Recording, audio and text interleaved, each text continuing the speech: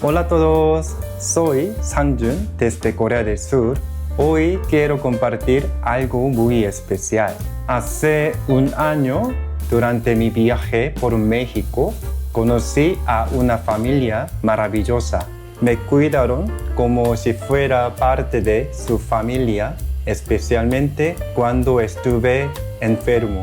Gracias a ellos pude conocer la cultura mexicana de una forma muy cercana y especial. Por eso hoy quiero enviarles un regalo lleno de cariño desde Corea. Acompáñenme a prepararlo. Este es un set de tés coreanos premium preparado en la isla de Jeju. Tiene 9 sabores diferentes como té verde, té de camelia y más. Este set incluye galletas de té verde y biscotti de matcha. Es perfecto para acompañar el té. Esta es una crema dulce hecha con té verde coreano, ideal para pan o galletas.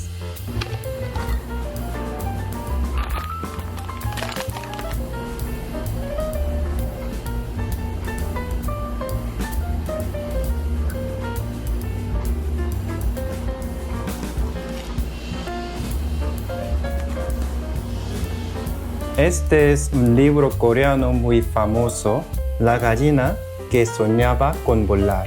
Es una historia sobre la libertad, la familia y los sueños. Y este es un gorrito color mandarina inspirado en las frutas de Jeju. Es un llavero con osito que dice Hello Jeju y I love Jeju. Es un abre-botellas con imán, ideal para la nevera y perfecto para abrir una chela bien fría. No para lata, pero sí para botella.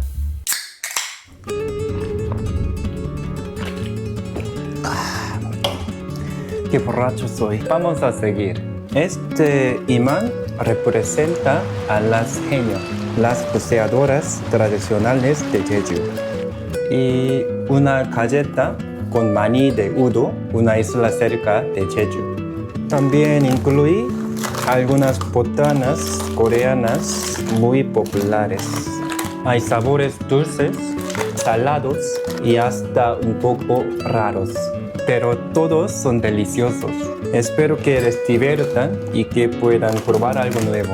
Ya está todo listo, vamos a enviarlo a México.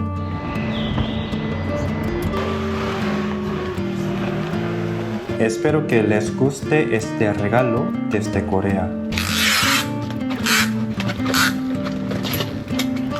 Ojalá lo disfruten mucho.